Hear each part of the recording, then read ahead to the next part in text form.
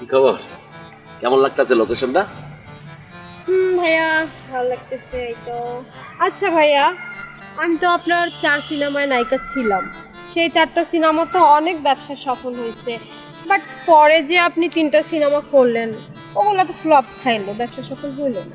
আরে ওই কথা আর বলো না। তোমারে ছাড়া আমার অন্য নায়িকা নিয়ে কোনো কাজ করে আমি শান্তি পাই না। আমার তিনটা ছবি ফলপ খাইছে, অনেক টাকা আমার লস করে। তুমি যে 4টা ছবি করছো ওই 4টা ছবি আমার একেবারে super hit, super duper hit. এখন চিন্তা করতেছি একটা গানের কাজ করব নতুন ছবির জন্য, সেজন্য তোমাদেরকে এই লোকেশনটা দেখাই টানছি। এই লোকেশনটা তোমার কেমন লাগতেছে বলো? ওয়াও ভাইয়া, লোকেশনটা তো অনেক সুন্দর চয়েস করেছেন, কি আপনার চয়েস? ইয়েস, এই জন্য তো তোমার দেখাই টানছি। আর শোনো, ভাইয়া শোনেন, ওই দিকটা না যদি আমরা গানে নাচটা করি ঘুরে ঘুরে ভালোই তো লাগবে, তাই না হ্যাঁ। ভাইয়া? আর শোনো, আমার ছবি করছে সালমান শাহ, আমার ছবি করছে সাকিব খান, আমার ছবি করছে ফেরদৌস। ওরা এখন সুপার স্টার। আর নায়িকা পূর্ণিমা আছে, শাবনুর আছে, ওরাও সুপার স্টার। এখন তোমাদেরকে বেছে নিছি কি জানো? তোমাদেরকে দিয়ে কাজ করাইলে আমি খুব শান্তি পাই। আমি বিশ্বাস তো যে তোমরা আমার কাজটা সুন্দর মতন করে দিবা আর আমার এই ছবিটা সুপার হিট হবে। এই জন্যে তোমাকে আমি সিলেক্ট করছি।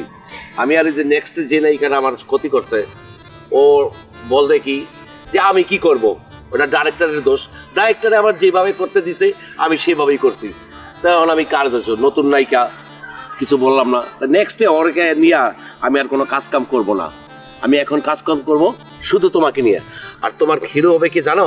কি ভাইয়া? এই এই ছবিতে তোমার হিরো হবে জিৎ, ইন্ডিয়ান জিৎ, ও মাই সুপার স্টার নায়ক।